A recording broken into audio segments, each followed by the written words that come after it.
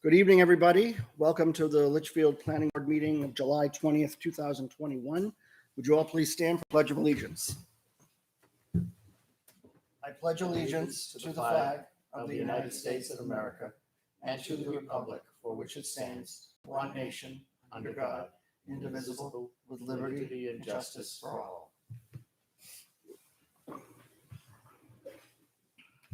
Okay.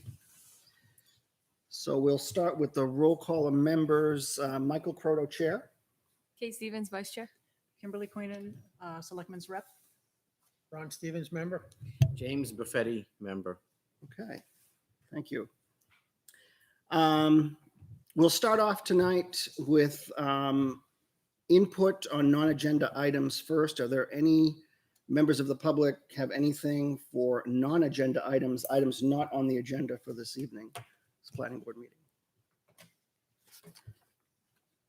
Okay, seeing nobody, I will close public input on non-agenda items, and we'll start off with number one, an application for a lot line adjustment for Daryl George Page Cook, 2 Underwood Drive, tax map 9, lot 54, and Jeffrey Guay, Michelle Guay, 4 Underwood Drive, tax map 2, lot 56. Zoning board variance grant was granted on June 9th, 2021 to correct pre-existing building encroachment. Is the applicant present this evening? Would you please come, and you can actually have a seat up here at the front. And I believe we have your engineer, Mr. Jeffrey, on the phone. Mr. Jeffrey? Can you announce yourself to the board? My name is Greg Jeffrey from Jeffrey Land Survey. Okay, thank you. And could you please introduce yourself? Yep, Daryl George from 2 Underwood Drive. Okay, great. I assume that our engineer is going to be presenting this evening. Okay. So we have here an application. And I believe the board has had an opportunity to see it. This is a lot line adjustment, and looks like we have all of the necessary documents. So I'll ask Jay, our circuit rider, do we have all of the materials we need for doing an application for completeness this evening? All fees have been paid. All abutters have been notified. Yes. Okay. And all the required documents have been submitted, and they are been approved for, or I should say, they have been reviewed, and there is complete. Yes, with the exception of the waiver requests. With the exception of the waiver requests. Okay. Very good. Okay. Seeing that we have those items, requirements for an application for completeness for this lot line adjustment, I would entertain a motion to accept the application. I move to accept the application. Okay, I have a motion. Do I have a second? I do. Second. You have a second. Do we have discussion? All those in favor of approval of the application for Daryl George, please signify by saying aye. Aye. Aye. Those opposed, abstained, motion passes 5-0-0. Okay, now that we have accepted the application, I'm going to ask your engineer, Mr. Jeffrey, if you would give us a little background on this and provide the board with a little bit of an overview.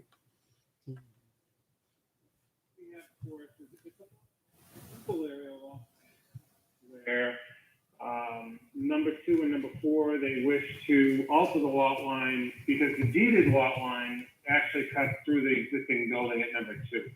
That's a pre-existing condition. I believe in the 70s with a building permit for the extension of the garage. Just so you know, Mr. Jeffrey, you're going in and out. So I don't know. Oh. We we're like kind of missed part of it, what you were saying. I'm sorry. Okay. Let me know if this helps. I'm just sort of trying to adjust the volume, so. So, so what we have is an equal area lot line adjustment because the previous lot line, it goes right through the house. And so it makes it certainly non-conforming. And that was because back in the 70s, there was a building permit issued for the extension of a garage, and a plan was never required by the town at that time, and so the house was actually, the extension of the house, meaning the garage, was actually built onto the property of number 4 Underwood. So fast forward to 2021, what we're looking to do is alter the lot line to go so that the house, even though it would be considered non-conforming, it would be less non-conforming because it would be within its own property line. In June, the applicant went for a variance so that the house could be less than 20 feet from the lot line. That was granted. And as you see on the plan, I don't know if you have the plan in front of you, we drew a line so that it's 6 feet from the garage. Again, the areas to be transferred back and forth, they're equal areas, so there's no net change in the areas of either lot, so that there's really no, we're not making it non-conforming, either lot non-conforming because of area. So it is a pretty straightforward approach, and if you have any other questions, I'll be happy to answer.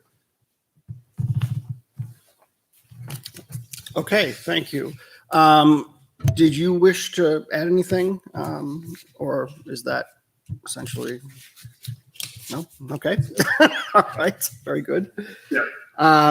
So just for the record, I do have the Zoning Board of Adjustments decision from June 10th, 2021. Yeah. This is in the documents that the planning board has that approved that variance. Yep. With conditions. So, okay. Does anybody have any questions for the applicant?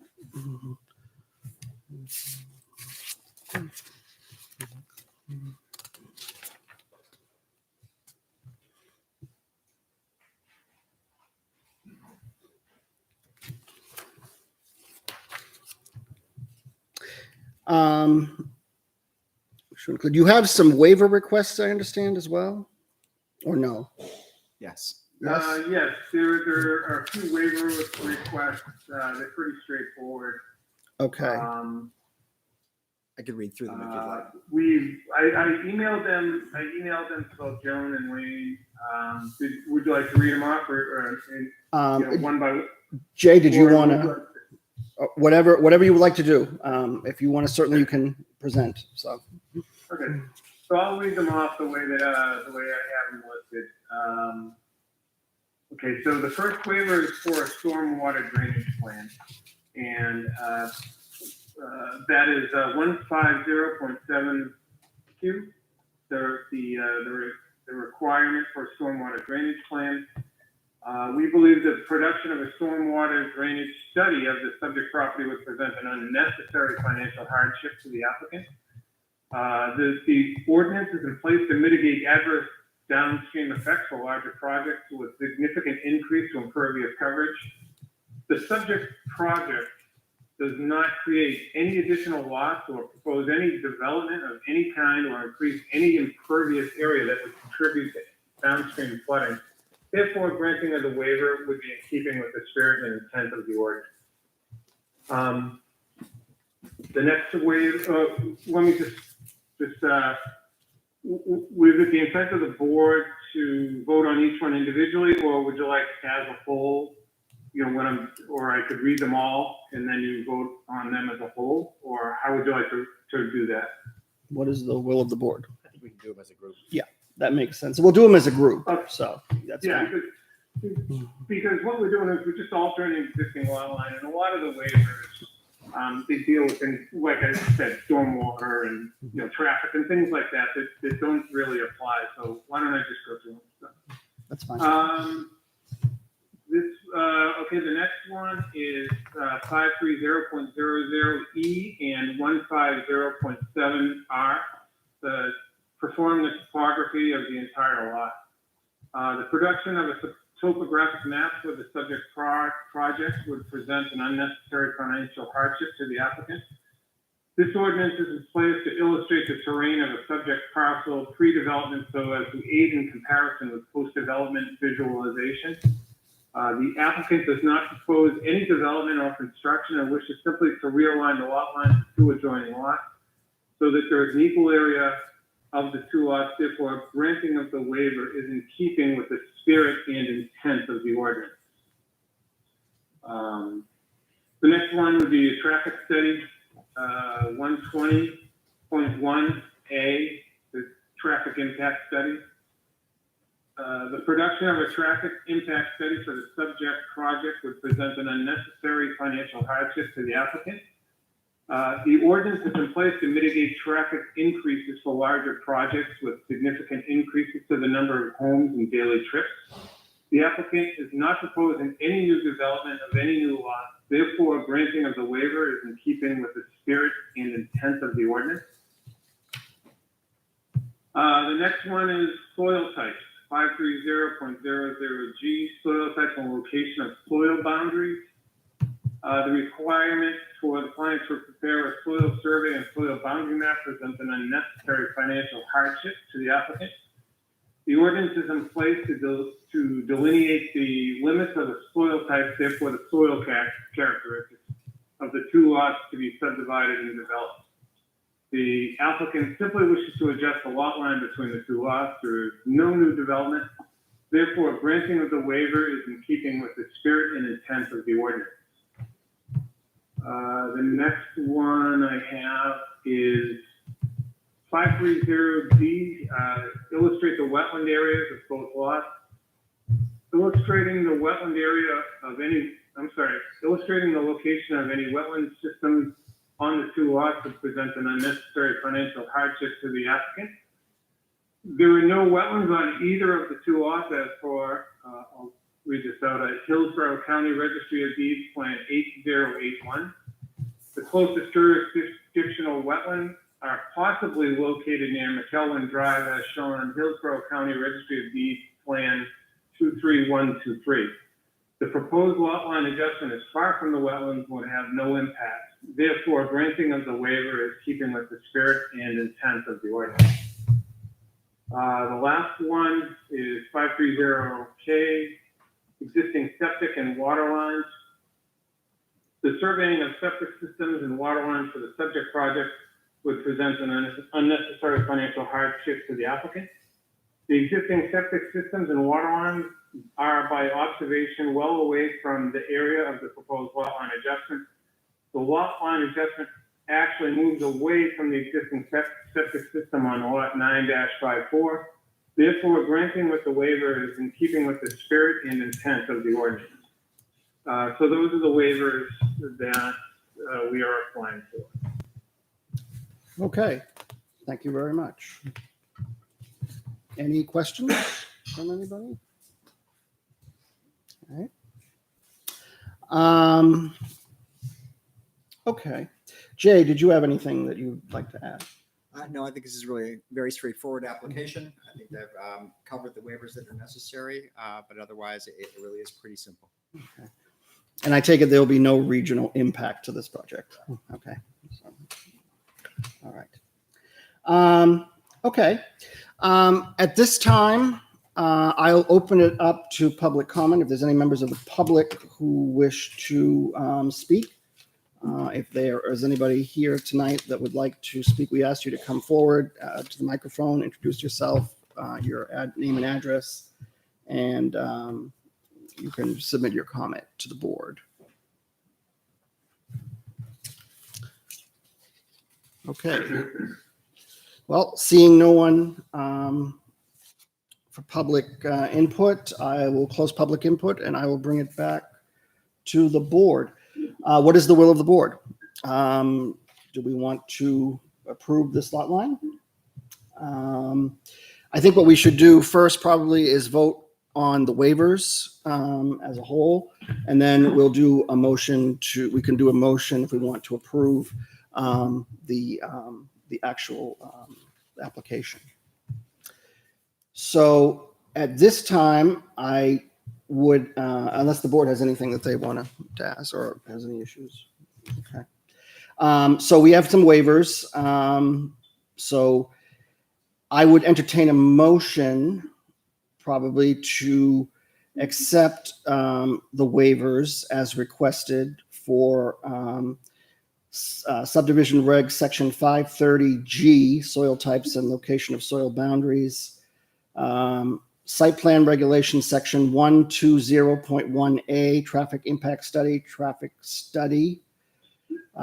subdivision regulation section 530.00E, which is topography of entire lot, stormwater drainage, which is site plan regulation 157, wetland area on both lots, subdivision regulations 530D, and existing septic system and water lines, subdivision regulation 503K, except those waivers. I'll make a motion to accept all 6 waivers. Okay. And I have a motion. I have a second. Do I have any discussion? Okay. All those in favor of approval of the waivers, please signify by saying aye. Aye. Those opposed, abstained, motion passes 5-0-0. Okay. So now we move to, do we want to approve the application? Do I have a motion to, okay, a motion has been made. Second. I have a second. Do I have discussion? All those in favor of the approval of the application for lot line adjustment for Dale George Page Cook, 2 Underwood Drive, tax map 9, lot 54, and Jeffrey Guay, Michelle Guay for Underwood Drive, tax map 2, lot 56. Mr. Chairman, I'm assuming that's subject to all the conditions of approval that were spelled out. Correct. Staff recommendation. Yes. And also from the approval of the zoning board of adjustment. So I would entertain a motion to approve those, or approve the lot line adjustment. Yes, Okay, yeah, I'll make that. Oh, yeah, you did make that motion with the approval, Yes. with the condition, With I'm the sorry. condition. All right, and we have a second. All right. Okay, so just as, I don't mean to cut you off, what was the condition on the approval? I think They're just the standard the conditions. standard conditions for Okay, got it, the review. yeah. Okay. Okay. All right. All right. All those in favor of approval, please signify by, with the conditions as stated, please signify by saying aye. Aye. Aye. Those opposed, abstained, motion passes 5-0-0. Okay, thank you very much, gentlemen, and Thank you. have a good evening. Thank you. Okay, have a good evening. Thank you. Bye-bye. Bye.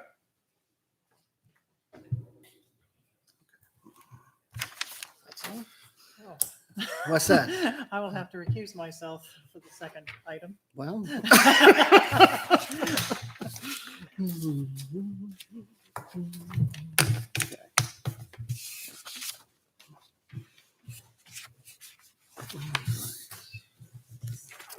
Okay, item 2 is a site plan application for Win Van Morick at 288 Charles Bancroft Highway, tax map 12, lot 29. The purpose of the plan is to show a proposed additional building, 56 by 30 and 56 by 30 L-shaped, for the processing of wine and the growing field of grapevines. If this aforementioned application is accepted, notice is hereby extended to application approval, consideration, or continuation to date certain as required. Is the applicant present this evening? Yes, sir. All right, will the applicant come forward, have a seat at the table, introduce yourself, and you state your name and address?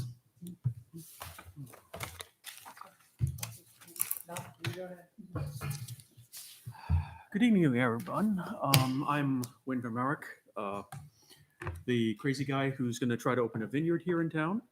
We're going to be calling it Tall Glass Vineyards because nobody ever asked for a small glass of wine.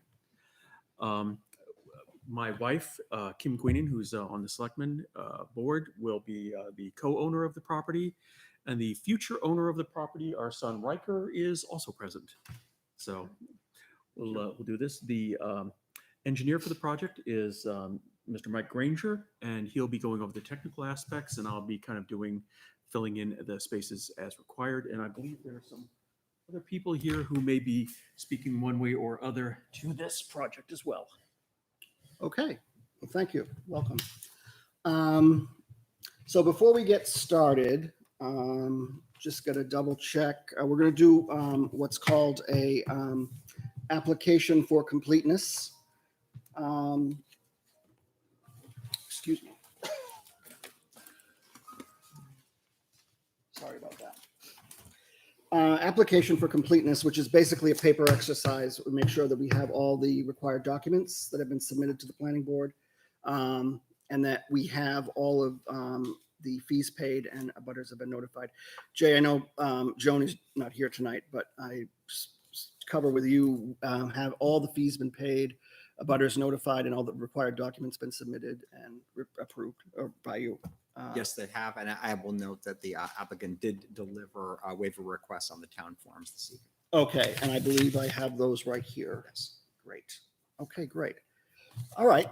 Well, seeing that all our staff has made it clear that all abutters have been notified, all fees have been paid, and we have the required documents for submission, and those have been reviewed and they look good. I would entertain a motion to accept the application. So moved. Do I have a second? A second. Do I have discussion? All right. All those in favor of acceptance of the application, please signify by saying aye. Aye. Those opposed? Abstained? Motion carries 4-0-0. Okay. And just for the record, this is how there's going to be, I assume there's going to be no regional impact to Litchfield. Okay, great. Okay, so we've accepted the application. So now at this point, we're going to have Mr. Granger give his presentation, and we'll let you take the floor, Mr. Granger. So. Yeah, I could start if it's okay, if I'll give you an overview of what it Absolutely. is we're planning, and hopefully fill in some gaps so that we can set a level playing field for this. Okay, so Tall Glass Vineyards is planning to open in the fall of 2021 if everything works out well. The property will consist of a winery and a vineyard. The winery building will consist of a production area, a storage area, and an area to host tastings and maybe some small events or something like that. Outside, there will be some additional seating next to the building, and there will also be a seating area down by the river, so people can enjoy, beautiful Litchfield and everything like that. In order to decide, what we were going to do for all of this, I made it a point of visiting most of the wineries in the state and a large number of the microbreweries, and spoke with all of the owners. And I came up with what I believe are comparable sorts of facilities for small vineyards that have indoor and outdoor seating and no restaurant facilities. So those would be the ones listed as Apollo Vineyards and Dairy, Sweet Baby Vineyards in Hampstead, and Averill House in Brookline.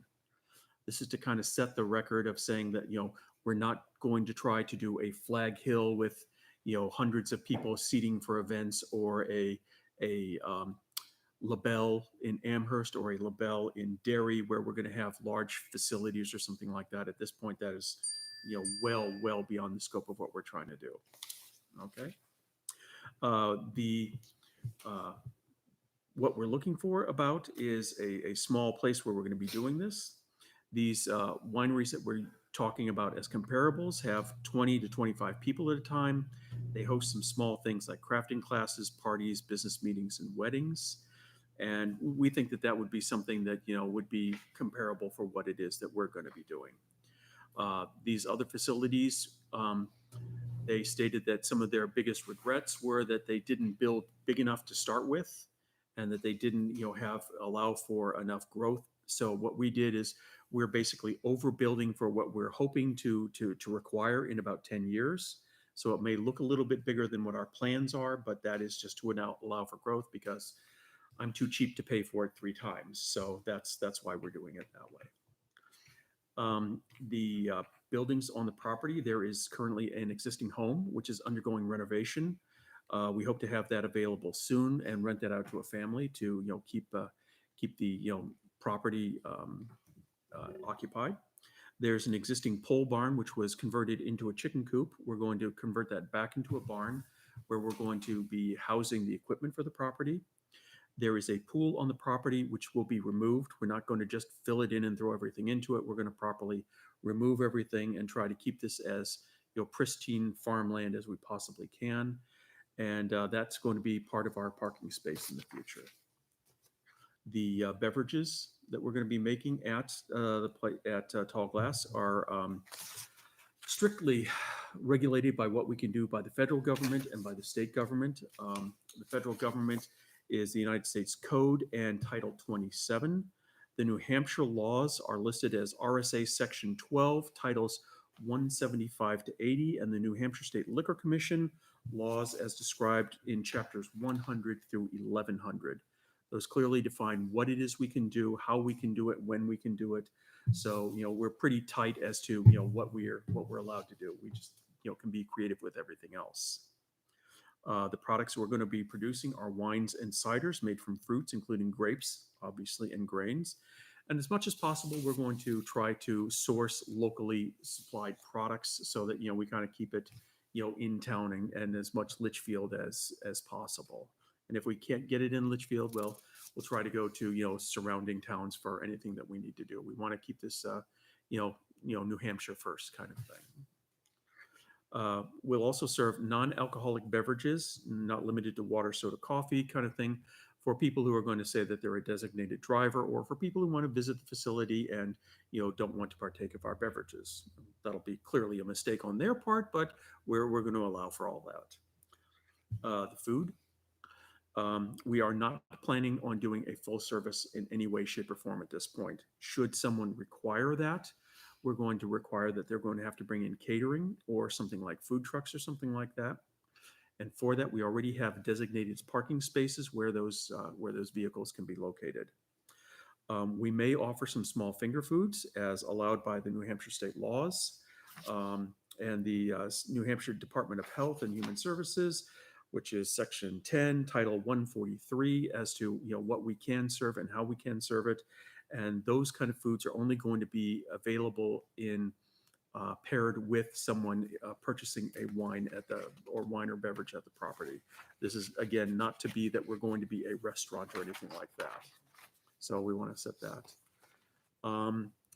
Moving on to what we're going to be doing for planning for sales. On site, we will have wine samples and wine available for sale by the glass and cider available for sale by the glass. That will be handled by the employees. The employees at this point will be myself and my wife. We don't anticipate that there's going to be any employees for a couple of years because we're going to have to grow into that. For in-state sales, New Hampshire is a self-distribution state, so we're going to be self-distributing to local places. We anticipate that for the first couple of years, we're just going to be going to like local convenience stores or maybe a wine specialty store or something like that. We have no plans of anything more than that. Maybe a couple of years down the road, we'll try to develop a relationship with the New Hampshire State Liquor Commission and try to get bottle sales available in the New Hampshire State liquor stores. Should we go so far as to do internet sales, we will do that across the internet, and we will be using an outside service to ensure that we're conforming to all state and local laws about where we're going to be shipping to, so we won't run into any issues there. Licensing and permits. Tall Glass was incorporated in New Hampshire in June 2020. We're in good standing with the feds, with the federal government, and with the state government as well. We have, all the certificates there. I have spoken to the Litchfield Police and the fire departments, and we've submitted a review of those kind of information to the board that you should have copies of. And as of right now, the police and the fire are happy with what we have done. Obviously, they will need to see, final building before and everything goes on. So, we will keep them in the loop. We have already applied to the U.S. Federal Bureau of Alcohol, Tobacco, Firearms, and Explosives for a license to produce our beverages. The only thing that we require at this point from the federal government is a completed building with locks on the door so that they can demonstrate that taxes will be paid and that the tax paid beverages will be, segregated from which is not paid for. We have also applied to the New Hampshire State Liquor Commission, and we have been granted a liquor license number. We do not have a license yet. That license is contingent on us getting our federal license, on our getting the building into a position where it is ready to go the next day.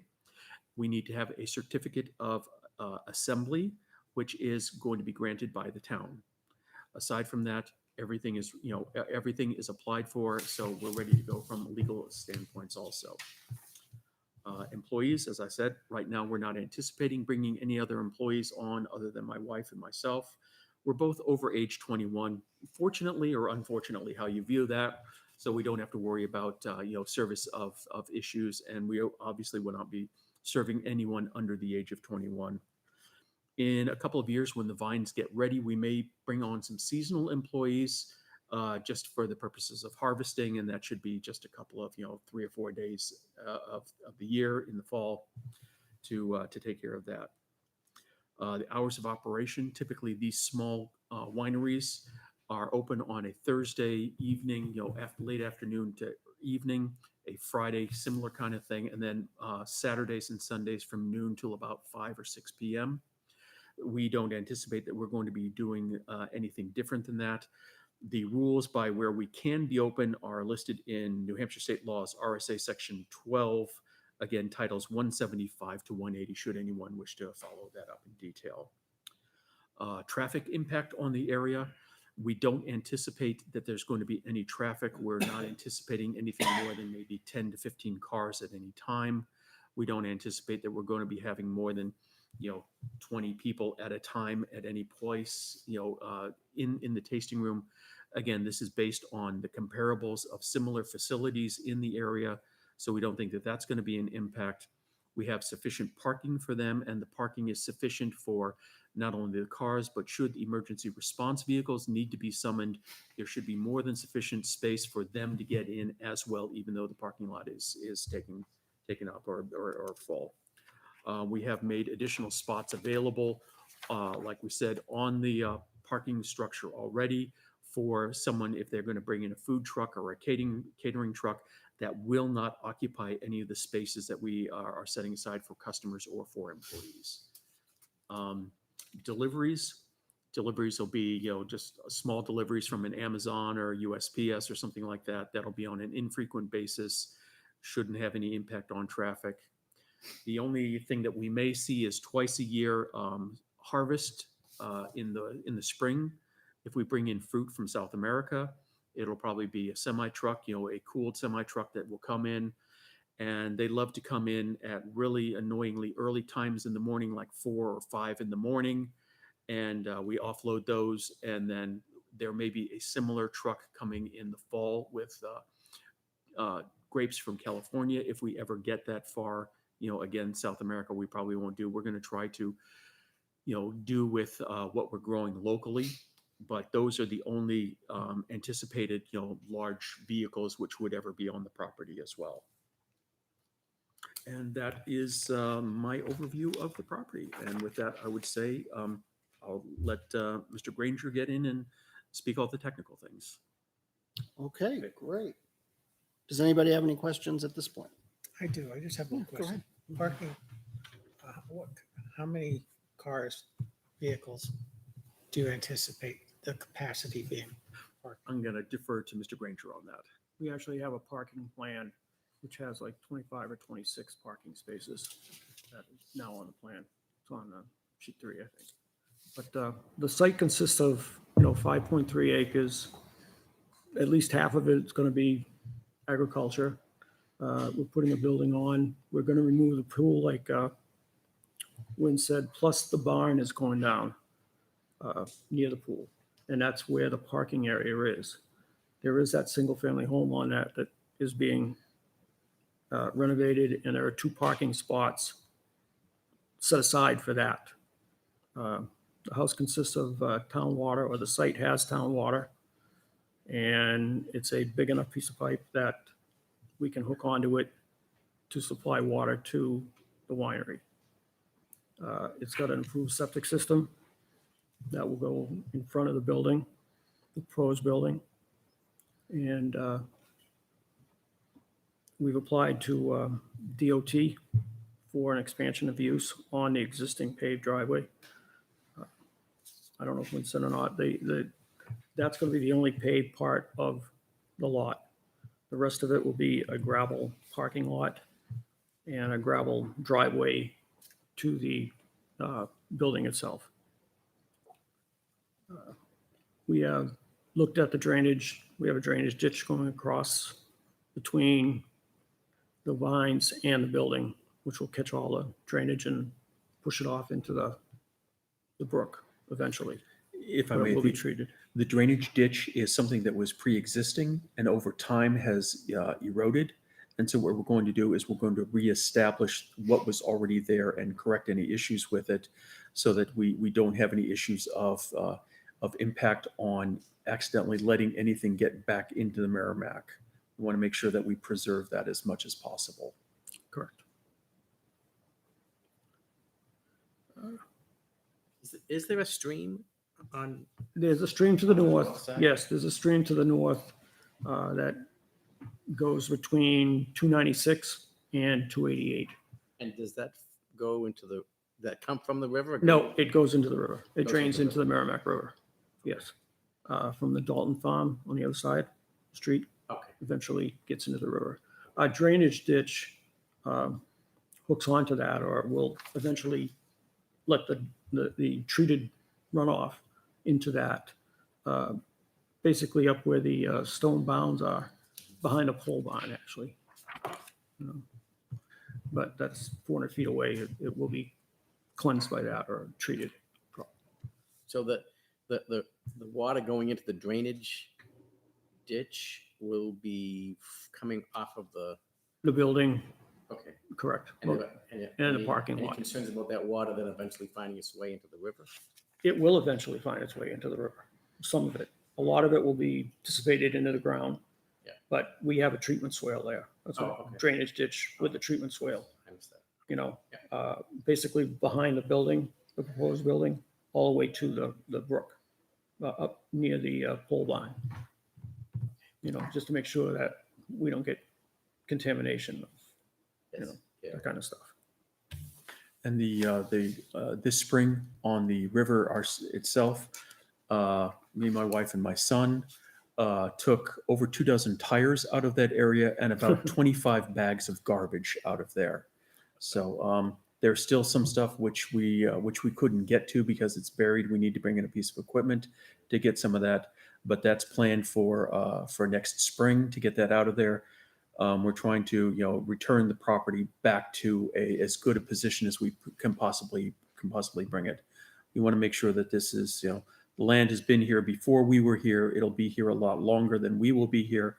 And we want to make sure that, we can try to improve as much as possible and be good stewards of this property. If I can stand up and. Yeah, What we're talking about. Sure. I don't know if you guys are familiar with the site or not. You have to run by it. But Yeah. this right here was all overgrown. That's what we were talking about. And it had to be 5-6 feet high anyway, with the tires, trash, unbelievable. From previous farmers or whoever, you know. Yeah, there was some old stuff in there, very old. How old is the house?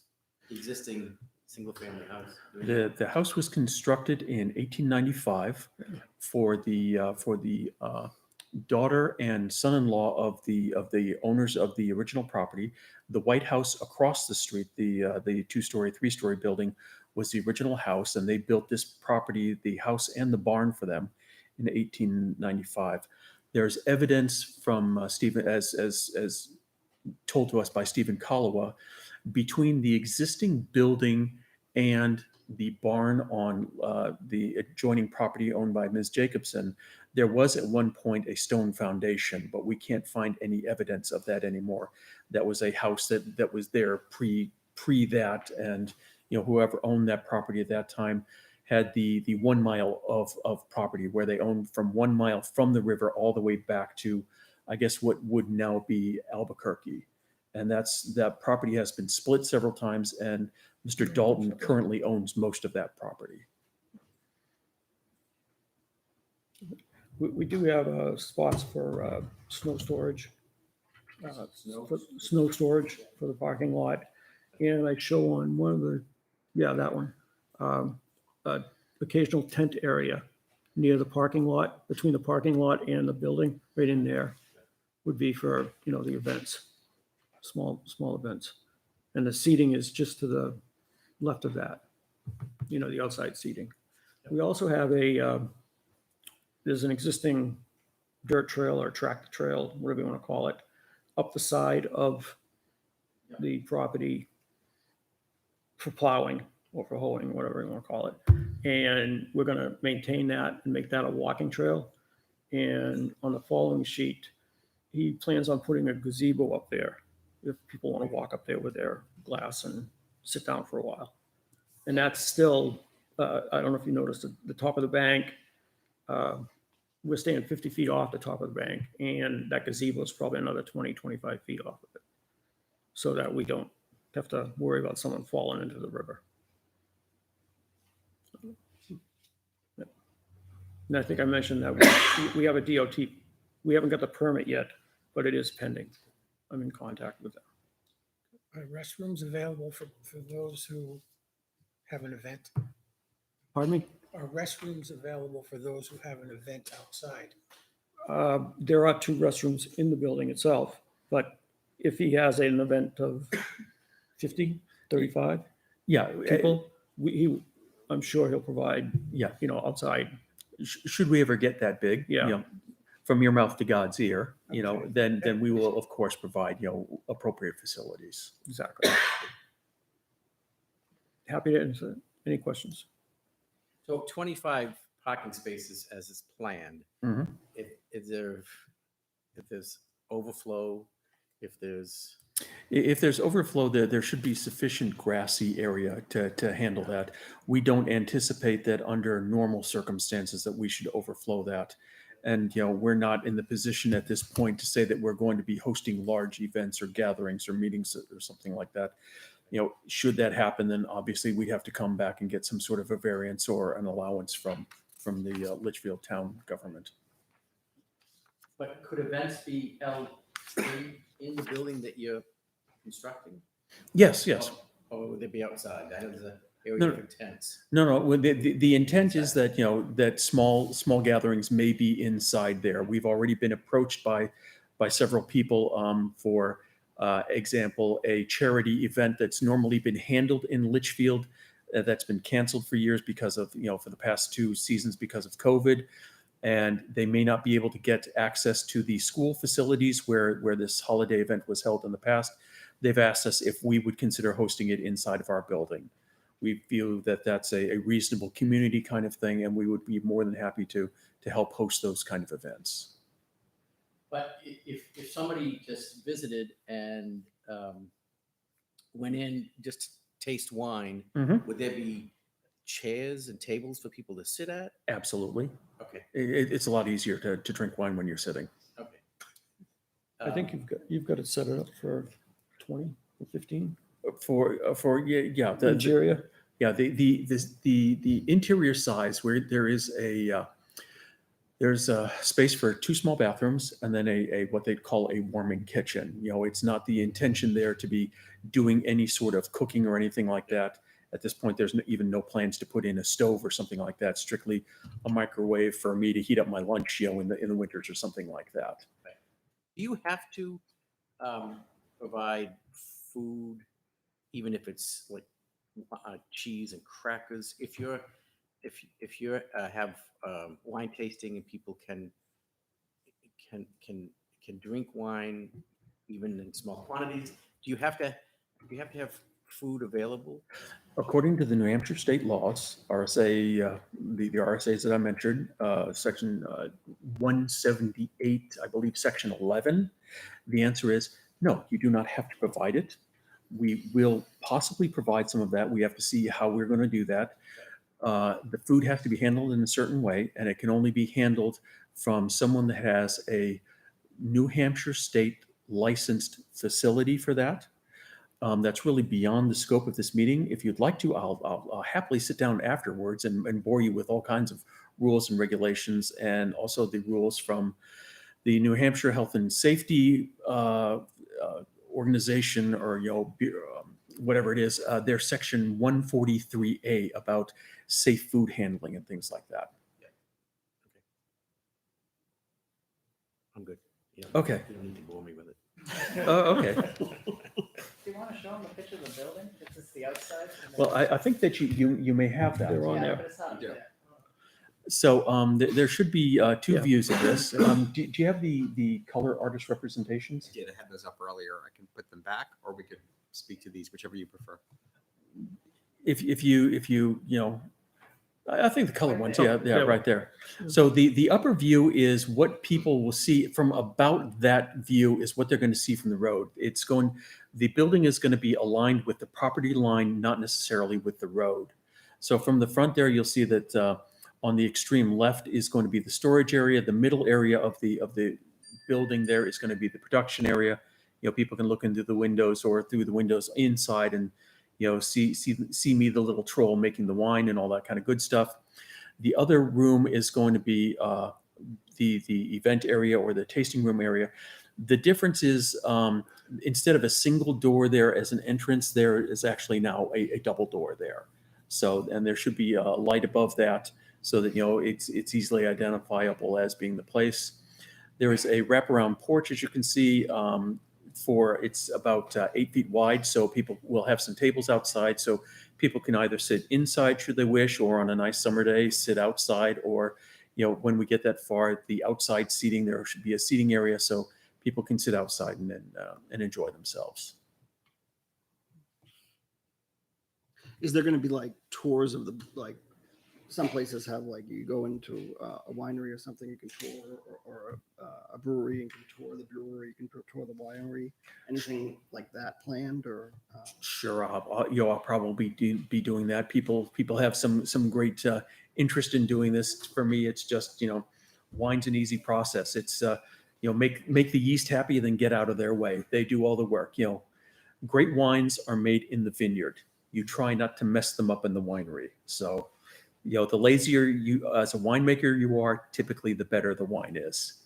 So, they call it winemaking. Really, honestly, it should be called wine waiting. What kind of waste does that process generate? Waste from the winery. Yep. Okay, so the only waste which is created is the skins and the seeds. And all of that is going to be regenerated back into the property as fertilizer. So I'm going to have basically no waste there. The only waste that may be is, should we bring in some foods or something like that, a small trash can. Don't anticipate that we're going to need any more than that. The comparables that I listed earlier, none of them has anything like dumpsters. The owners take their stuff to the dump once a week, and it's typically one trash can or something like that. So. And actually, I want to encourage the growth of the appropriate kind of yeasts and flora on the vines. And the best way to do that is to, take whatever was used and pressed and, in the creation of the wine and put that right back into the vineyard. That helps promote, a safer environment for the grapes. And it will also reduce the requirement for load of chemistry on the vines for diseases and for infestations of bugs or something like that. Will there be, are you going to be fertilizing or spraying the vines? Is there any waste from spraying for pests? Okay. Things that will go towards the river. Okay, so the answer to that is there may be some spraying. I'm going to try to keep the spraying load down as much as I possibly can. I'm going to do that and the fertilizer load, by not planting grass everywhere. I'm going to plant clover as much as I can. And what that's going to do is that's going to help fix nitrogen into the soil, which is the biggest thing of what plants need in order to be successful. The property itself, where the vines are growing, is considered to be the finest soil in the entire state. It exists in only two spots. One is this spot and a little bit onto the Jacobson property and the Berg property adjoining, and the other is right underneath the McQuestion's property. I discussed this with the folks up at UNH, and they said that, should I desire to do so, I could easily grow anything there up to and including granite. But clearly, I don't want to be growing rocks there. I'd rather grow grapes. The spray that is going to be done there, the state is not issuing spraying licenses right now. I have no interest in bringing in the high power chemistry that is used in other vineyards. I'm currently working, or I have worked at 2 vineyards in the past 5 years. I'm still working at 1 vineyard. We have found that the sprays that we are using, which are not the ones which require commercial licenses, are more than acceptable to keep the infestations of bugs down and the issues of like powdery or downy mildew down. We will still keep spray logs for those as are required by state, and we will submit those every October to the state, even though since they are not required to do so, it is requested to do so by the state.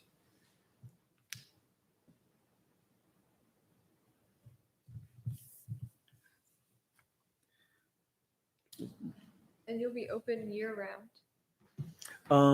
We will probably be open year round. The only time that we may close down, most wineries close down in January because everybody gets tired and full from Christmas vacation. And they say, my New Year's resolution is I'm going to not drink and I'm not going to, do all that kind of stuff. And typically by the 3rd weekend of January, everybody says, forget that. I'm going back. I need a drink. So typically that's when all the wineries are closed those first couple of 2 or 3 weeks, and everybody goes on a long ski vacation. So I don't see about changing that, and it sounds like a fun time. So this Gazebo Path, that's just a dirt, It's a dirt track, right? A track. currently it's a dirt track, right? And that was the way that Charlie McQuestion was using to get into the property and then getting into the back area of the Jacobson property for the farming that he was doing. That track is still going to be available for Charlie McQuestion should he desire to do so to get back to that property. He also has access on the other side of the Jacobson property. He says he may be using that also. It really depends on what it is he's planning and how he plans on using that. We will make it available for him, but he doesn't plan on using it. So would you expect to use the gazebo in the winter? No, it gets a little cold here. You may. Well, we still sit outside because we're too much in the houses. Mm-hmm. So, because I noticed, are you planning on lighting that path? No, Will it be no. open? The hours of operation are going to be during daylight hours for anything outside. We have no interest in paying for extra lighting or something like that. That's going to be too expensive, cause too many headaches for the planning and the zoning board. It's not worth the effort. So is the, and maybe I missed it, I'm sorry, the parking is that going to be unpaved or paved? Unpaved, gravel, Paved? gravel. Okay, and how is the, can you describe how, people are going to enter from the road into the facility? And then is there a way to go out and how that's going to work? I'm just curious. Yeah, sheet, probably 2. Sheet 2 We have too many open right now. or sheet 3. Right after the existing, the next one. Got too Yep. many windows open. Bear with me. Yep, that one right there. You can see the dotted line from the pavement, the existing pavement. There'll be a gravel driveway to the loading dock right there. And then the people can come right off that and pull into the parking spot and then walk over to the, to the seating area.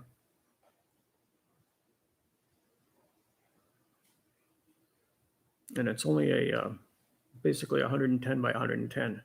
So, you can see one into the other.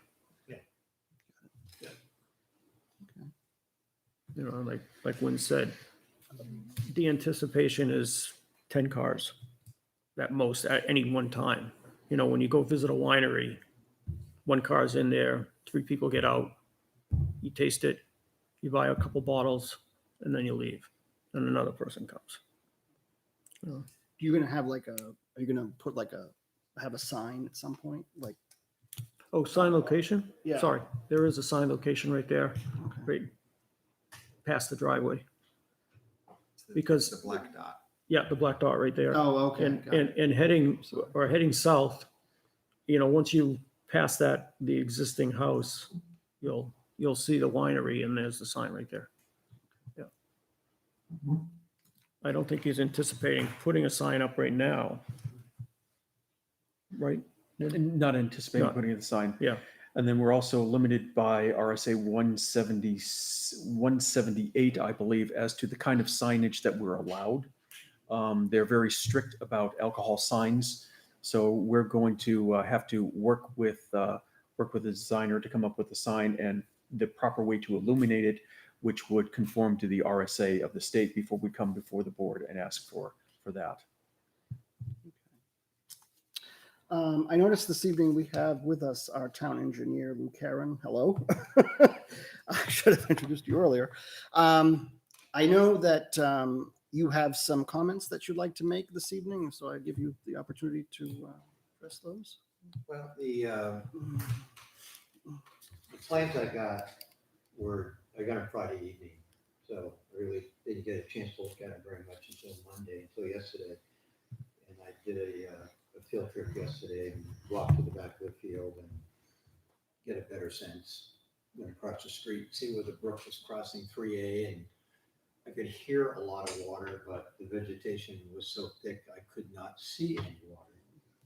And to just double check where it was going, I walked up the driveway to the adjacent property where they have a culvert and little wooden guardrails, and just to get a sense of where the water was going. So I really haven't had a chance to look at it in a lot of detail, but what I'm finding and have found is a lot of detail missing. Like I didn't realize there was gravel parking or access driving until Mike just mentioned it. And that should be on the plan. Dimensions should be on the plan, things like that, to help you understand what's being proposed as well as myself. And with the swale, there was no construction detail for the swale, which I think is imperative that you have something on there. And one thing I talked to Mike briefly about tonight regarding the drainage, I'm less concerned about peak runoff because the site is adjacent to the river.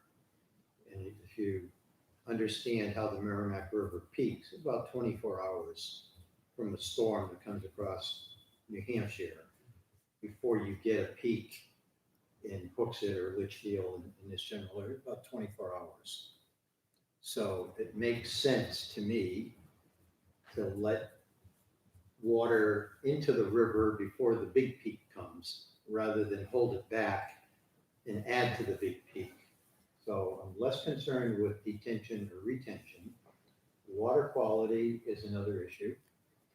And something that a proposal I actually just finished working on the town of Meredith. It was a very small site, and they had these treatment swales, small ones.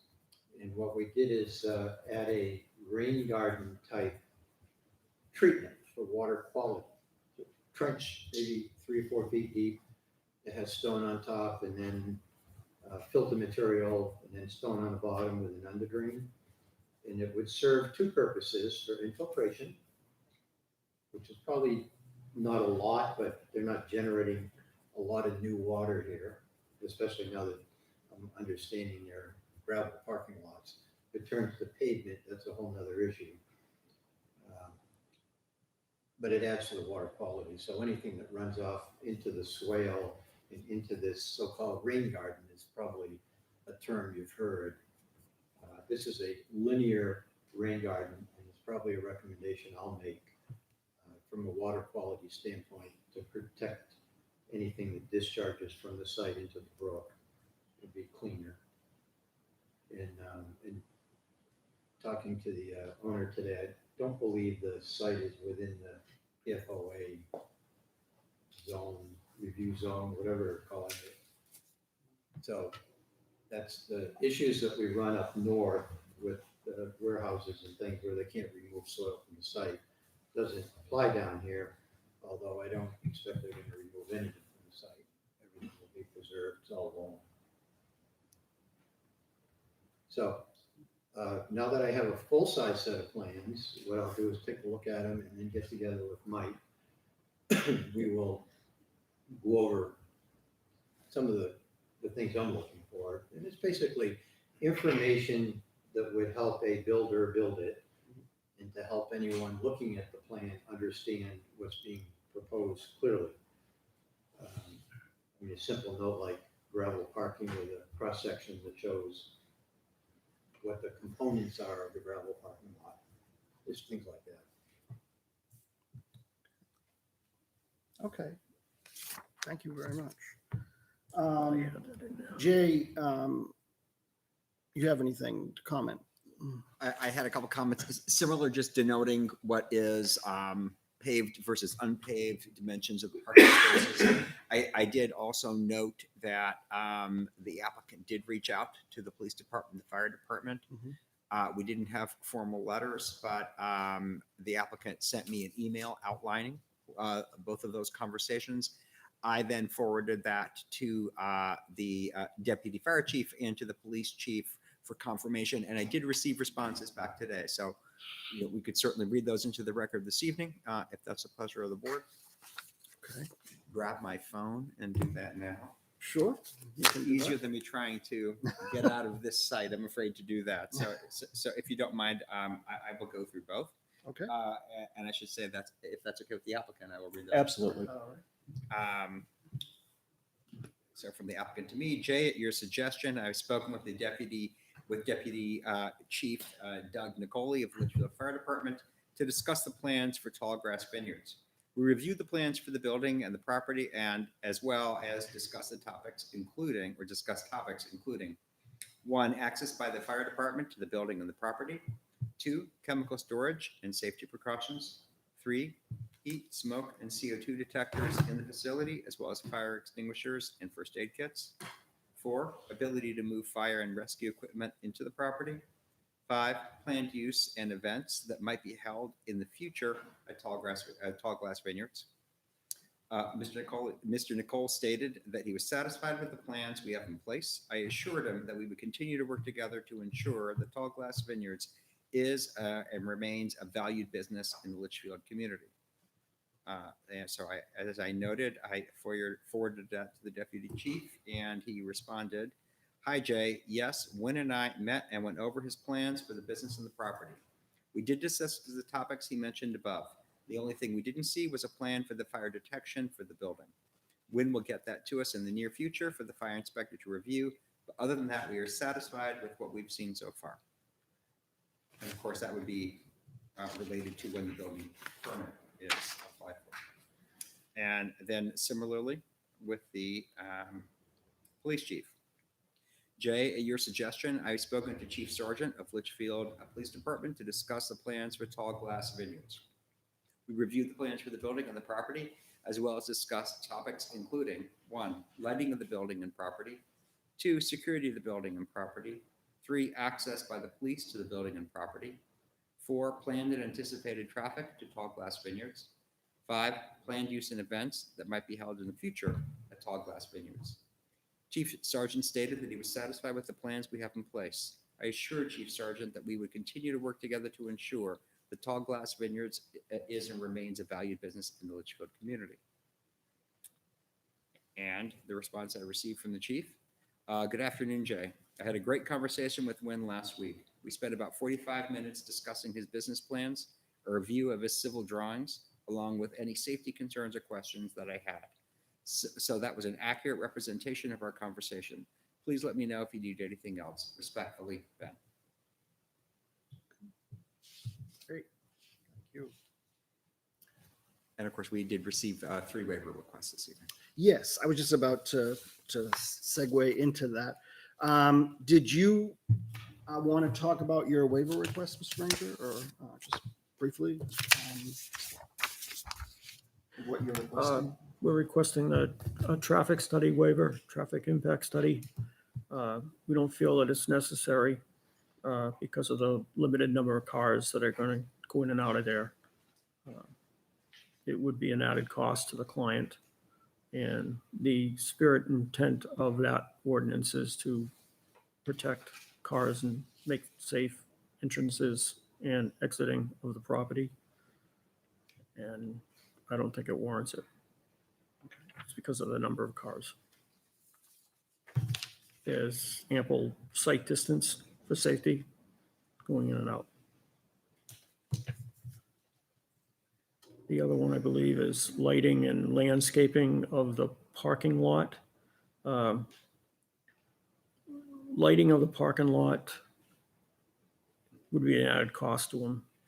He's not really operating at 9 o'clock at night during the fall hours or the fall months. It might get dark at 4 o'clock, so he's got an hour there, an hour and a half of dusk. And he's got lights on the building itself in that area that should spread enough ambient light to get them safely to their cars. The other one. Internal circulation. Internal Oh, circulation. internal circulation of the parking lot. I almost think internal circulation of the parking lot is for a parking lot like BAE. A quarter of a mile long. You've got to know where to go. This thing is 100 by 100. You can see from one end to the other. When a guy pulls in, he's going to know where to go. So I don't see the need to put arrows down or signage. And that's just an added cost to the client.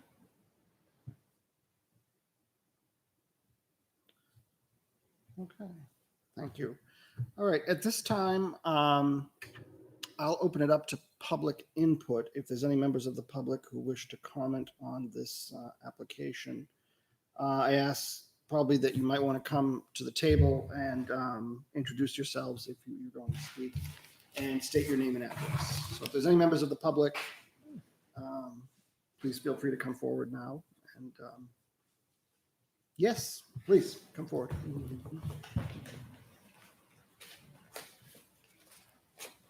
I'm Linda Jacobson. I own the property at 282, 281, 283, 285. That is in a butter to him. And I had a couple of questions that I wanted to find out about.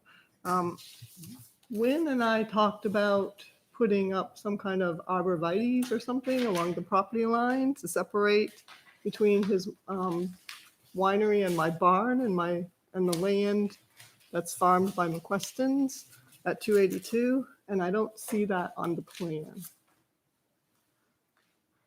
I just felt it should be, I didn't really want to have the people encroaching into my barn area or onto that property. McQuestions plants corn there and other things. I don't want the people from there to come over. So I just wanted to have that added to the plan. Okay, anything else? The other thing I just had a question about was, will you have any events that would have bus parking? Need bus, like anyone come with a bus? I know I've been to different small wineries Right. and they do have buses coming. So I just had a question about where that would be, parking for that. would be Yeah, located. again, I would say that, we've provided parking for, for food trucks or something like that. There, Mhm. that is, parking which is separate from the planned parking for customers. And should a bus or something like that show up, I would assume that they would park in that parking space. I don't anticipate that we would have busloads of people. No. I hope we would have busloads of people, but I know. it's not in my immediate Well, plans. it happened. So I just thought maybe you might. And so where is that parking part that you would have for that? Can you show me? Like For where he was going to put like where the the food trucks or the other. would be near the tent area. Okay, so a bus could easily get down into that area? Well, I wasn't anticipating buses. I Yeah, just food was, truck- A food truck is the 24 people on. okay, right. Like an ice cream truck. Okay, I just thought, Uh, I've seen a lot of small wineries that do have like a bus will come in, and it might, a lot of times they might even come in off hours. They might plan it with, Yeah, I mean, Have you you know, thought about I've any of never that? heard of a bus coming into that. The comparables that I'd say, you know, for Apollo, I know Apollo has never had a bus come into his facility. okay, I know that Averill House has never had a bus come into their facility. I mean, you know, they don't have any parking. You know, they park in the front yard and hope that it's not too wet, so the cars actually sink into the ground over there. Sweet Baby is in a situation where they're also kind of stuck for, you know, should a bus or something like that show up, they would be in a bad position. But I don't think that they have ever had a bus either. okay. Well, the So- one I was thinking of is, I think there's one in Sandown or Hampstead or something over there. Yeah, so Is that larger than what you're? that's comparing that to? you're probably thinking of Zorvino Vineyards. Mhm, that's And it. the thing about Zorvino is they are really not, quote unquote, a winery. They started as a winery, but now really they are a restaurant and event center. So they've changed their business model. And for them, bringing in busloads of people is something that they do, and they have dedicated parking for those people. Mhm. You know, this is a place where you would go in and you would seat a wedding of 200 to 300 people. Oh, okay. I don't Yeah, think it that's- was like that when I went there, but. Yeah, no, if you haven't been there in the past, you know, maybe year and a Yeah, half, no. they have significantly increased their space outside. They have a large outside area with a footprint probably equal to this entire building. Right. And, you know, a wait staff of, you know, many tens of people and, you know, stuff like that. They do still make wine. That is still a part of their business, but they are an event center and a restaurant. Okay, well, I went there about 5 or 6 years ago, Yeah. and I went by bus. Yes, it is a significantly So was different it- thing. So was it still that big then? I thought it was just recent. Oh, no, it was nowhere near. Okay, You know, 'cause- 5 years ago, it was a very different business. Right. And similarly, if you had been to Flag Hill 5 years ago, that was primarily a winery and distillery. They had space for about maybe 15 cars. But in the intervening years, they have churned their facility again into an event center. They have 3 large tents outside, you know, the 50 by 100 kind of tents. They have large wait staffs and, you know, things like that. But They're that's now not, hosting. that's not when I went to the one in, Okay. it was small, and Yeah. it did have place for bus. That's why I just, because Okay. I thought you might have bus traffic. Yeah, at times. I've And where, I wondered where you were talking Yeah. about. No, you know, we have facility for that. Okay. I don't anticipate that. Okay. I sure hope for that. Well, that's why I was wondering, because I Right. know that people like to go to small wineries. Right. So I just thought where you would have the buses parked. What I've seen, Linda, more now, people have more money, they rent limos, Oh, like bachelor parties. right, so, I'll yeah, see, like, yeah, I, like, yeah, you know, yeah. one limo, and they just pull right in here, drive around here, pull right here, and let the 6 or 7 girls out, because they'll do a wine tasting run. Right, right, Okay. okay. The first point on this, I didn't know that when I spoke to you about arborvitae's. Yeah, You have a pretty steady fence all the way up, I know. and there's. I'm not sure if that's on the property line or not, or if it's inside the It's property about line. 2 feet off. 2 feet, your side or my side? Yes. That's what I thought. Okay, because the tree line was pretty much, And it's probably at least 20 feet of big trees, of good sized trees and bushes, this whole run, right up to here. oh, I thought you had taken Right. some of He those took a down. couple out. We took a couple out. Oh. The real monsters, Mhm. but there's still quite a bit of Right. brush in here. I didn't want to cross the line because I couldn't. Right. You know, until here. Right, well, yeah, he Yeah. had said about putting it on And- his and there side, shouldn't- there yeah, shouldn't be where he took people the trees out. On this site, there shouldn't be people walking on this side of the building anyway. Would there be? No, No, there's on the nothing back to side of see the building, there. there's no reason You know, for there's that. nothing to see there, and there's no reason for them to walk around and keep coming this way. However, as Ms. Jacobson has pointed out, you know, I took the trees down because they were in the slow process of dying because, you know, being overtaken by the bittersweet. And I did agree that I would plant some trees there. I will absolutely follow through on that. Okay. You know, there's no question about that. So what are we talking? From here to here, arborvitae? Is that what you were discussing? That was my intention, yes. Okay. Yeah, I think it was, or a little bit further, but yeah. I don't think we were gonna block off the way for Mr. McQuestion to get through. I No, think that no, was no, gonna no, be no. left open. Yes, absolutely. Okay. Right. Anything else? So when you go to the pathway that goes down to the gazebo, Mhm. so that would come out on this side and around, is that how you go? Well, you would just, currently the track that's there for Charlie to move his tractor back and Mhm. forth on the property, Mhm. that is still that same track. Right, but that goes to the road, doesn't it? No, it does not. Oh, it doesn't? No. It kind of like turns, you know, it kind of goes in front of where the building is right now. There is no straight path to do that. Okay, all right. I know when we walked it, it seemed like it did. Right. That's why I was Basically, just, what there is a path. The way that path currently goes Mhm. is it goes from the Berg property across the backside of my Oh, okay, yeah. yeah. You know, midway through that property, Mhm. and then back around. Okay. And in planting of the vines, I spoke to the McQuestons as well and asked them so that what kind of space they needed to move their equipment in and out, because I didn't want to limit their access to Linda's property or to the Berg property for if they wish to continue farming there. So I worked out with them as a nice gentleman's agreement to say, how much space do you need? And I gave them 10% extra, you know, so that they can move their equipment through there without having to feel that, you know, that they're going to be breaking something or something like that. So they can move in and out of that easily. And before I actually did get my vines in there and I put everything in, I invited Charlie and Matt McQueston to come in and to walk the site and see if they were sufficiently happy with that. The vines placement on the Berg property line, I left a large space there so I could turn my tractors around myself without encroaching onto the Berg property. And I had Margaret come out and make sure that she was happy with the placement of everything to make sure that, you know, we're maintaining, you know, a good neighborly relationship there. So I'm, you know, trying to make sure that we don't encroach on anybody's space. You know, the you know, New Hampshire phrase, good fences make good neighbors. Well, I prefer not to have fences, but I'd like to be a good neighbor and make sure that everybody is happy with what we're doing. I don't have any other questions. Okay, well, thank you very much.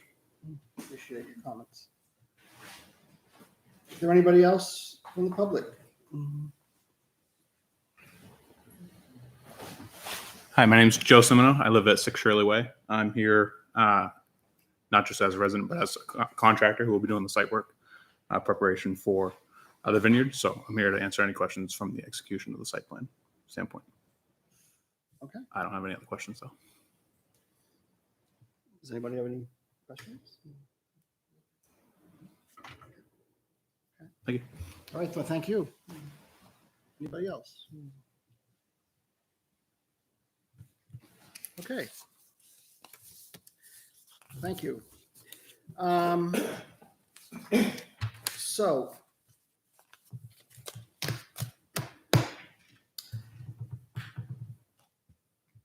I think perhaps, you know, turning to the board, might be a good idea if, because obviously there are things that are probably missing from the plan that should be on the plan. And I think that Mr. Karen has to do his due diligence and do his report. And obviously we read the comments from the fire and police, and we can get those reports as well. Quick question. Have you submitted anything to the Lower Merrimack Local River Advisory Committee? Is this within the quarter mile of the river? Yes. We are within a Yeah. quarter of a mile of the river, but nothing that we have impacted will be entering into the river. As part of the packet that we forwarded to the state of impact, they requested that we provide all the safety data sheets for the products that we're going to be using in the winery itself. Nothing that we have would be considered a pollutant or caustic or acidic in any way. So there's nothing that we need to worry about that we have to neutralize anything before it goes into the water system. All the chemistry that we use in the wine obviously is food safe. So there shouldn't be any issues with that. All the chemistry, as I discussed with the police and with the fire, will be locked up, even though it really doesn't need to be. That's just one of those safety kind of things. I want to make sure that it's maintained and it's located in a way where it's not easily accessible should someone get into a place where they shouldn't be in the first place. And the state came back that they had no issues with any of the things that we provided to them. They did seem to be rather disconcerted with the fact that I told them that I was going to be cleaning stuff with Dawn detergent.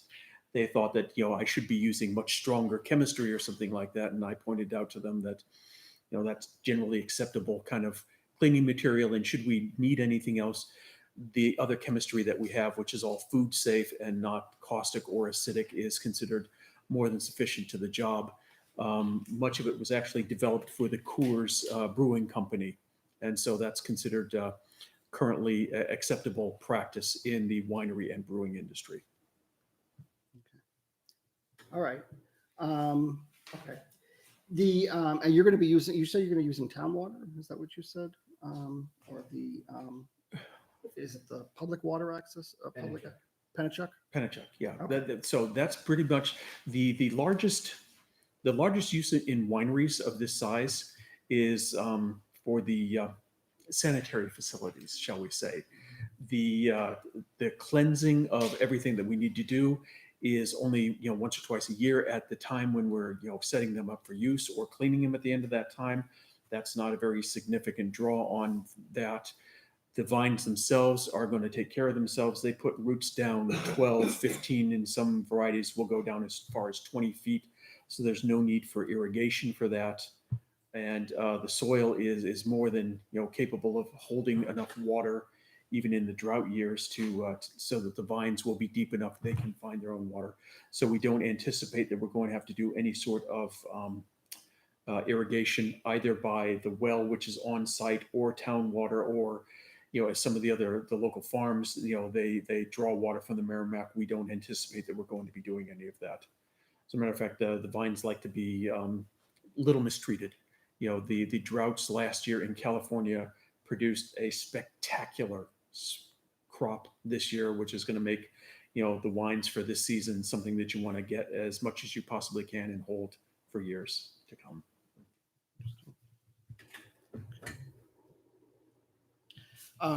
So I guess what's the will of the board? Do we want to have the applicant, do we want to do another date to have them come back? And that'll give time for Mr. Karen to do his report, and also to add things to the plan.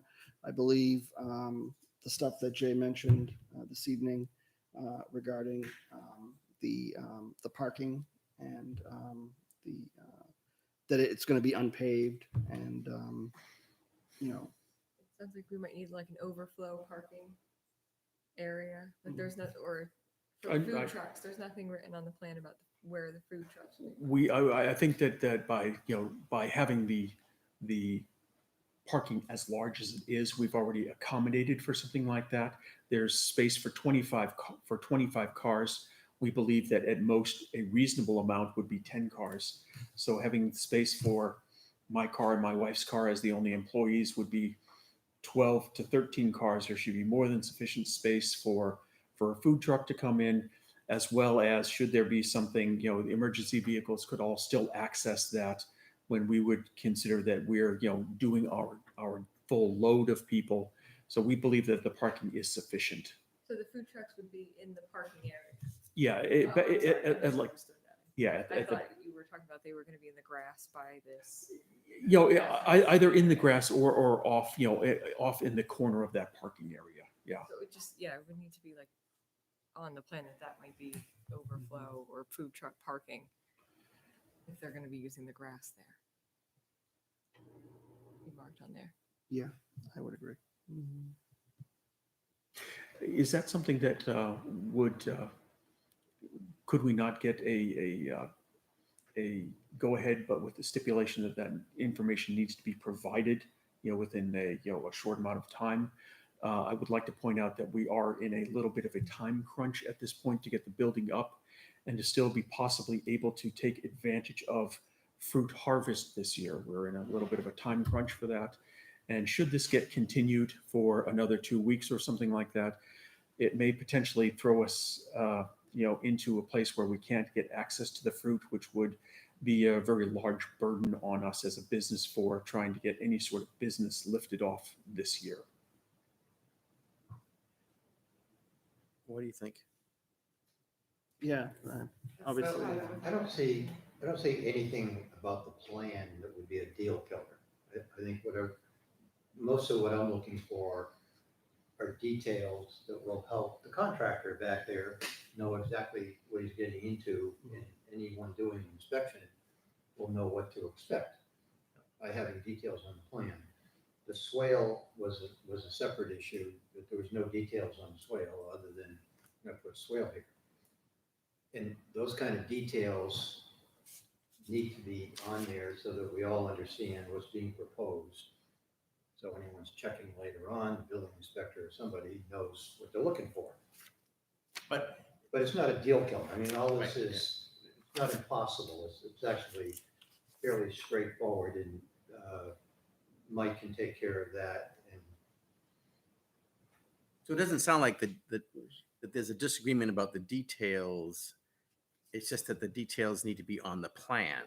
on the plan. I didn't realize it was a gravel parking lot until Mike talked about it tonight, so. But that's not a problem. I mean, it's Not a just problem. it's just getting it onto the plan. Yeah. So I can let me say I think this is a great project. I'm very happy to see that you're taking this on. I think this is great for the town of Litchfield. If there's a way that we can help and encourage that process from going forward, I personally think we should try and do it. And so, if there was some substantial disagreements that had to be worked out in terms of the details, but that doesn't sound like the case. So I wouldn't have any problem with doing a conditional approval, understanding that those kinds of things have to be eventually done. But, I don't see any reason why we should hold this up. And, you certainly have a time crunch here, and I think we should encourage to get this project going. I think it's a great project, so thank you for doing it. Thank you very much. Appreciate that. If that were the direction that the board wanted to go, then the condition could be worded as a satisfactory review from the town's consulting engineer. Yeah. That's fine. Okay.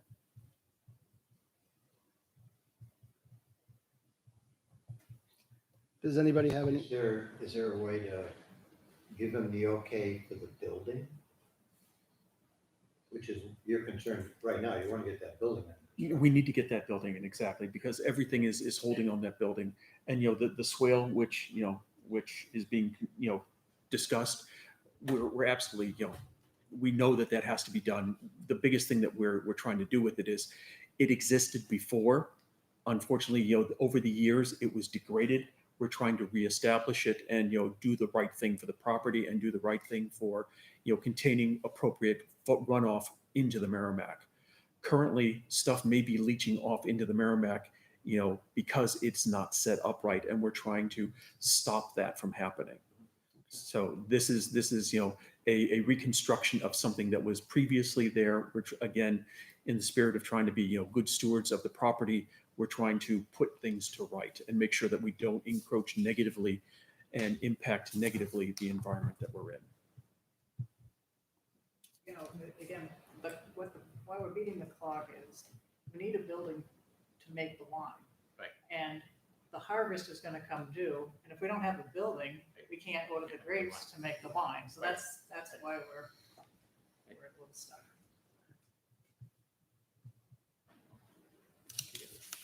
Okay. So, I mean, we can certainly do an approval tonight.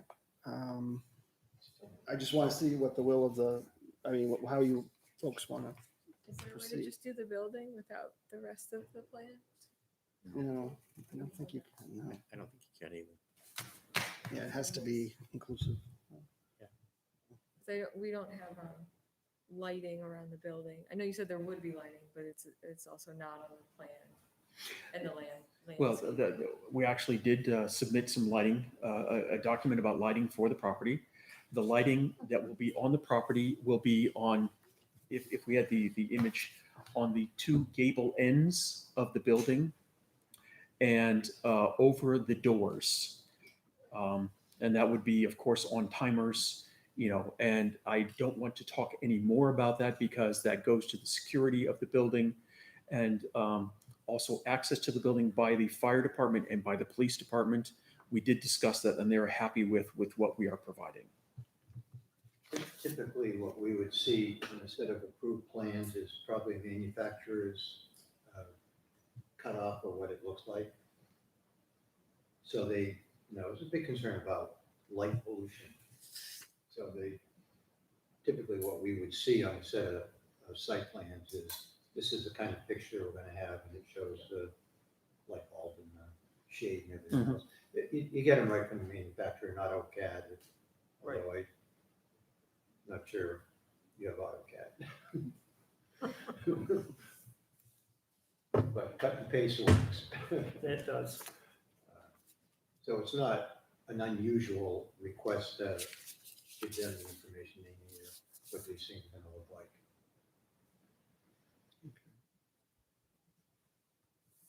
And is there no plan for any landscaping besides grass? There's plans for doing, appropriate landscaping around there.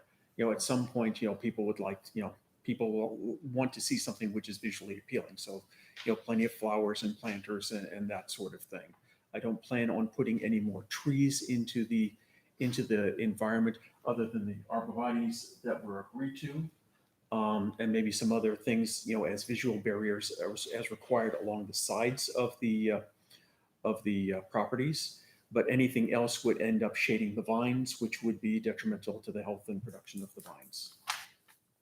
Typically, those would be on the plan also, like a few, like the landscape, like the arborvitaes Right, would be or a on there. landscape, Or yeah. if you were to add Right, trees like by Charles Bancroft or something, like you said, to make it more visually appealing, those would typically be on there as Yeah. well.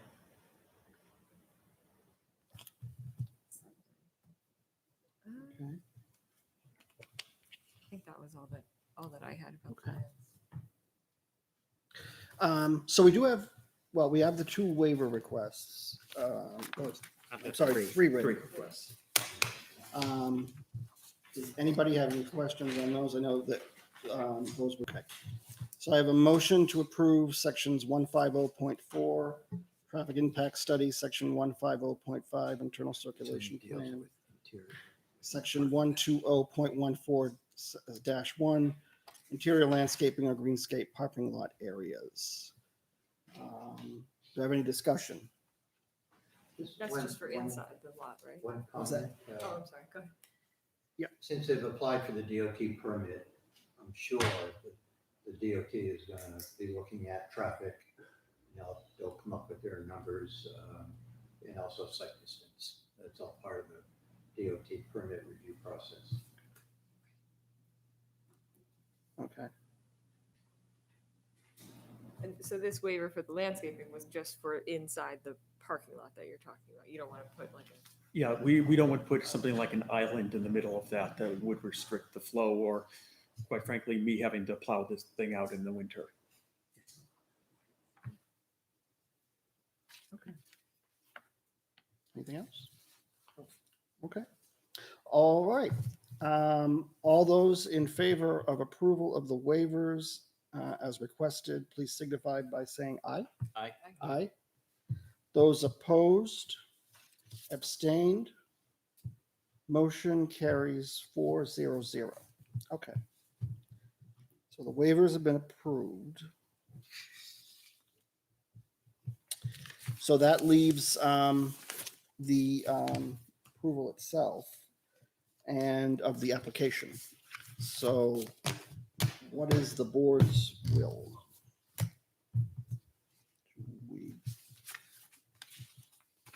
We certainly can approve it with conditions, and obviously satisfaction to the Mr. Karen's review of the plans as submitted by the applicant. Let's see. And those would include presumably, again, if you want to go in that direction, the Yeah. denotation of the paved and unpaved areas and the parking and access dimensions for the parking areas, the details for the swale that Mr. Karen mentioned. And location of the existing septic system. Okay. And of course, pending New Hampshire DOT DOT driveway permit. approval, the permit. Anything else, Jerry? No, we did receive the, subdivision approval for the septic system, so that's been received. And probably I think there were some recommendations from the fire. Was there, did they make? That really just affects the building when they're ready for the building permit. Okay, And the addition of the arborvitae that was requested along the property line. right. Strictly behind the building, between the building and the south property line. Correct. Yes. Building. Wanted lighting added, right? An example. of And lighting. Just the cutoffs. Yeah, photo of the They call them lighting. cutoffs. Okay, So I'd move approval with those conditions okay. that Jay has so graciously. There's one more, right? The food truck, you wanted to say it'd be in parking, right? You wanted to make a note it was parking in. Just like an area, like dotted area. This is where they would go if they're going somewhere. We've done that with other properties. And did we say hours of operation on the plan? They're on the plan. They're on the plan, okay. I'll second James' motion. Okay. So we have a motion for conditional approval. We have a second. Any further discussion? Okay. Well, all those in favor of conditionally approving an application for Win Van Mork at 288 Charles Bancroft Highway, tax map 12, lot 29, with the conditions as stated, please signify by saying aye. Aye. Aye. Those opposed? Abstained? Motion passes 4-0-0. Okay, Thank you very much. Appreciate it. thank you.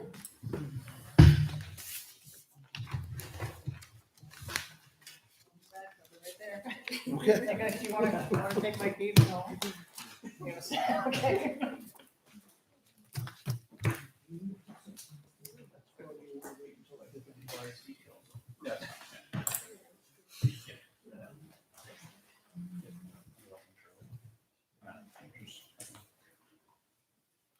Okay. Want to go do a little Good to dance see you. outside first and then come in? Yes, you do. It's in your hands. All right. Okay, next item, number 3. Refund escrow funds to Giles Patent subdivision, 1 lot into 2, Route 3A. Good evening, thank you, Lou. Nice to see you again. Thank you. Take care. I'm sorry, refund escrow funds for Giles Patent subdivision, 1 lot into 2, Route 3A. Approved May 4th, 2021, subdivision recorded at Hillsborough County Registry of Deeds, June 15th, 2021. I think this was put on by Joan. I think what she told me, and I believe what she said was there was like $4,000 or something left in the escrow that she thinks should be returned to the developer or whatever. I think that was her request.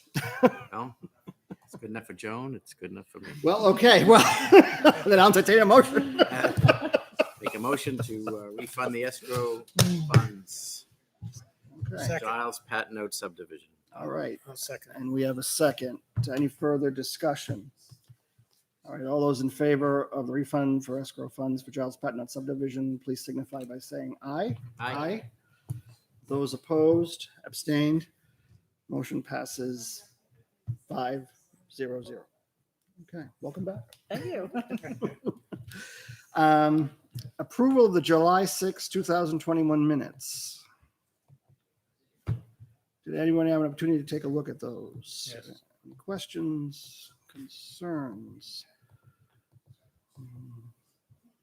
They look good.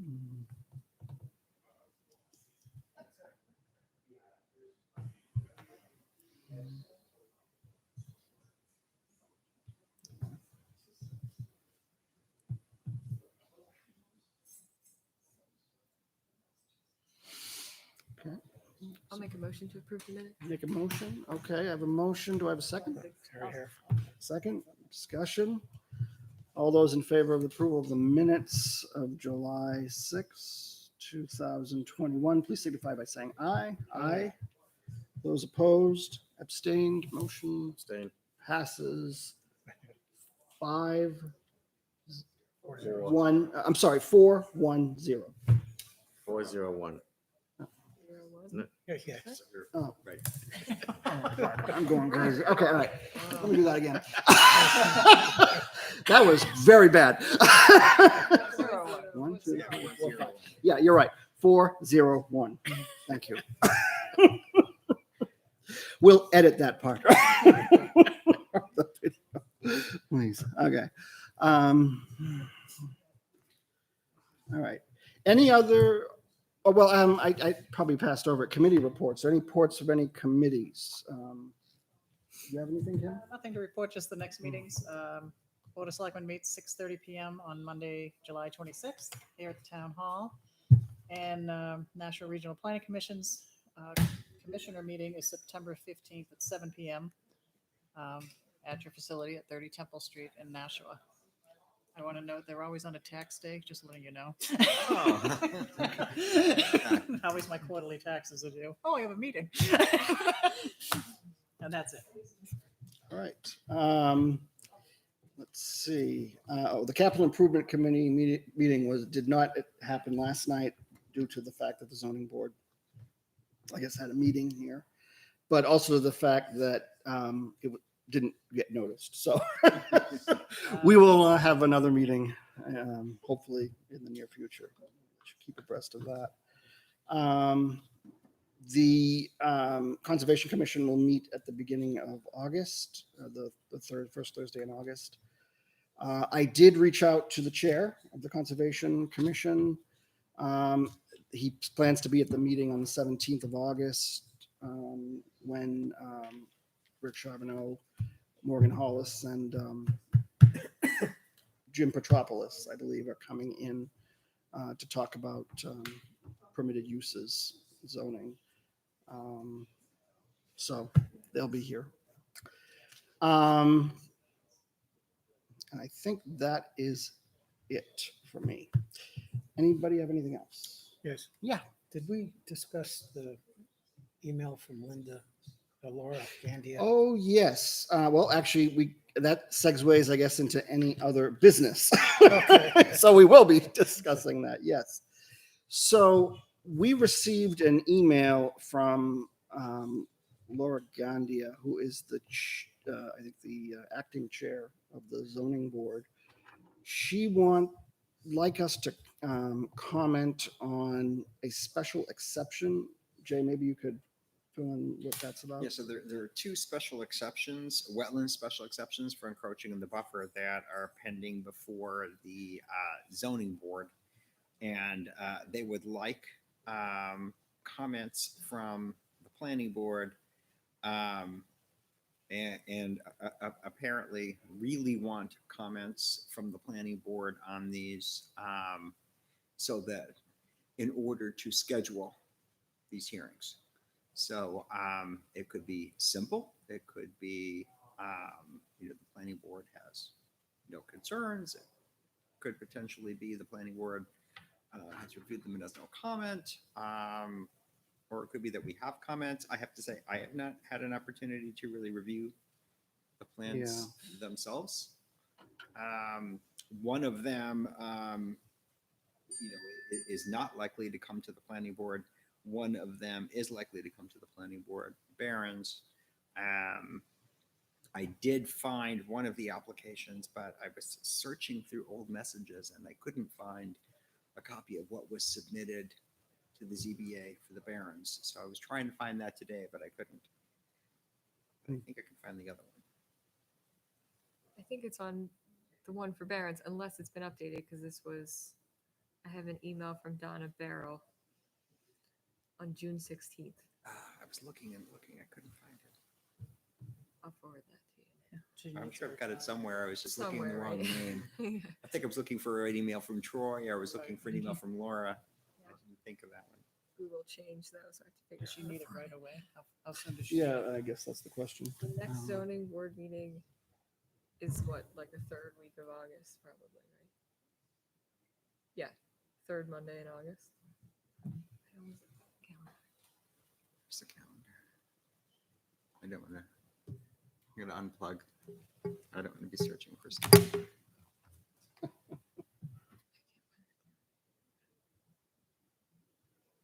And So when we is- might have another When is our meeting? Is it? meeting. We should have another meeting before their zoning. Yeah. Okay. I want to say good. it's the 16th The next planning board meeting? is the next zoning board meeting. Zoning- I zoning. think Well, it then was H.gov has it on the front, right? Yeah. Except my glasses are over there. Here, I'll look at the town Look at website. Litchfield, yeah. That's what I was trying to do. Monday, the 16th of August. Thank you. That's So- their Right, next. so that's that zoning. so that we will have a meeting before then. We will meet on Yeah. the 3rd. So we could agenda it and Yeah. put the copies of both of the Yeah. plans on the agenda. That makes sense. I didn't even see you there, Matt. Sorry. When I said the chair of Conservation Commission, I was I'm like, sorry. sure, no, I didn't even know you were there. I'm sorry. Okay. So we can do it at our next meeting. Yes. Okay. Yeah. I think Sounds good to me. it works. Okay. Okay. All right. Anything else, Jay? That's all I've got. Okay. And Adjourn. that's, well, yes, that's all I get. So I guess we will. Should we Uh, respond to her that we will be discussing it at our next meeting or? Well, we're going to have our next meeting. We'll probably make a decision, or I can certainly send her. He was saying, should I send her? Oh, yeah, I can shoot a note. I mean, Michael, you can, or I can Yeah, that's shoot a fine. note. Yeah. I'll let Okay. them know. Do we want to work on our land use stuff before? That's on the 17th. Well, that's when they're 17th. coming in, but do we want to? Oh, we could. Next meeting, do anything We could do else with that too. I don't know. Yeah, we could. I mean, if we wanted Certainly to. could. We have one application that I'm aware of, I should say. And memorize Kate's matrix. Memorize Kate's matrix. Right. That was a good job. Okay. Well, I do have a motion on the table to adjourn. I think it was seconded. though. And it was seconded. Okay. Do I have discussion? All right. All those in favor of the motion, please signify by saying aye. Aye. Those opposed, abstained. I think this will be easy. Motion passes 5-0-0. Okay. Thank you for joining us this evening. We'll see you soon. Take care. Bye-bye.